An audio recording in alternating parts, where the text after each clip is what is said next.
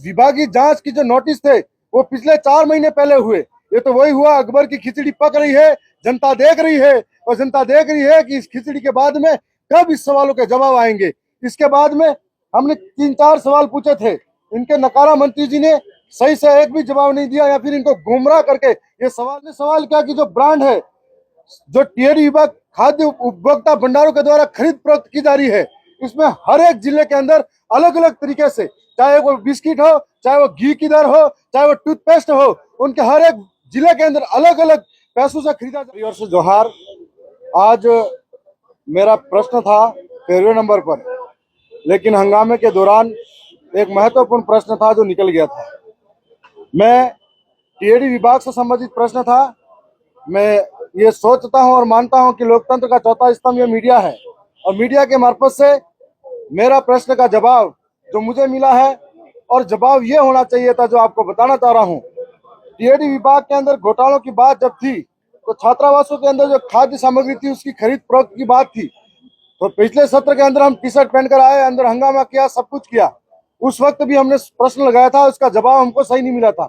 और इस बार भी उन्होंने कहा कि खाद्य आपूर्ति की जो सामग्रियां हैं उनकी शिकायत मिलने पर उच्च स्तरीय विभागीय द्वारा जांच की जा रही है। और ये विभागीय जांच की जो नोटिस थे वो पिछले 4 महीने पहले हुए। ये तो वही हुआ, अकबर की खिचड़ी पक रही है, जनता देख रही है, और जनता देख रही है कि इस खिचड़ी के बाद में कब इस सवालों के जवाब आएंगे। इसके बाद में हमने 3-4 सवाल पूछे थे, इनके नकारा मंत्री जी ने सही से एक भी जवाब नहीं दिया, या फिर इनको गुमराह करके ये सवाल किए गए। हमने सवाल किया कि जो ब्रांड है, जो टीएडी विभाग खाद्य उपभोक्ता भंडारों के द्वारा खरीद फरोख्त की जा रही है, इसमें हर एक जिले के अंदर अलग अलग तरीके से, चाहे वो बिस्किट हो, चाहे वो घी की दर हो, चाहे वो टूथपेस्ट हो, उनके हर एक जिले के अंदर अलग अलग पैसों से खरीदा जा रहा है। तब मैंने कहा, तो इन्होंने कहा कि जांच की जा रही है, और डूंगरपुर को नोटिस दिया, और डूंगरपुर को नोटिस देने के बाद में उन पर ऊपर सहकारी उपभोक्ता थोक भंडार से 6,93,655 करोड़ लाख रुपए का वसूली की गई। यदि सही तरीके से वसूली की जाती तो सभी जिलों से 1 करोड़ की वसूली होती। इसके बाद में हमारा अगला जो प्रश्न था उसका भी जवाब इन्होंने गुमराह करते हुए दिया कि मैंने कहा कि ये तो निविदा प्रक्रिया है, टेंडर प्रक्रिया है, वो कौन करता है, कौन जिम्मेदार है। उन्होंने कहा कि अध्यक्ष की एक कमेटी गठित होती है, उस कमेटी के माध्यम से टेंडर प्रक्रिया होती है।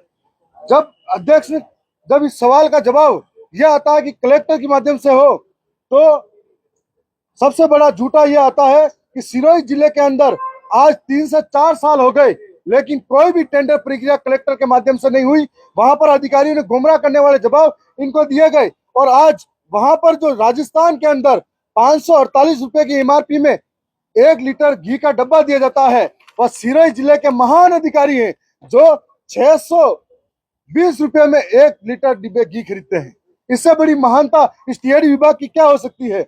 मैं आज आपके चैनल के माध्यम से सरकार से यही कहना चाहूंगा कि जो लोग दोषी हैं, जिनको आपने कमेटी की जांच में बैठाया गया है, उनके ऊपर कार्रवाई की जाए और गुमराह नहीं किया जाए। और ये 2013 में बनाए गए आरटीपीपी नियम को टीएडी और सहकारिता विभाग कर्मचारी मिलकर धज्जियां उड़ा रहे हैं। मैं साथ में यह भी कहूंगा कि मैं आज इस सवाल के बारे में आया हूं, आपसे उम्मीद करता हूं कि टीएडी विभाग के मंत्री जब यहां से बाहर निकल कर आए, इनसे सही जवाब, सवालों के जवाब को आपको पूछना चाहिए, ताकि वो जवाब दे पाते कि नहीं पाते।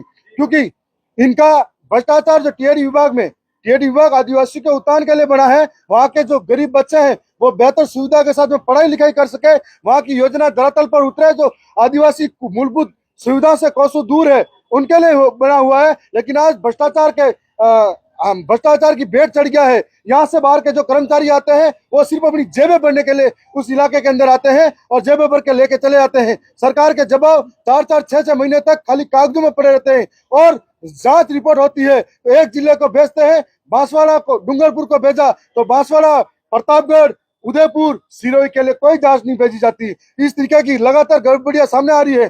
आप देख रहे होंगे कि थोड़े दिन पहले मंत्री जी के जहाँ करोड़ों का बजट आता है, उनके इलाकों में छत गिरती है। और यह भी बात आती है कि संभागीय आयुक्त थे शक्ति सिंह जी राठौड़, जब वो संभागीय आयुक्त थे 4 करोड़ के उनके हस्ताक्षर फर्जी साइन होते हैं और टेंडर होते हैं।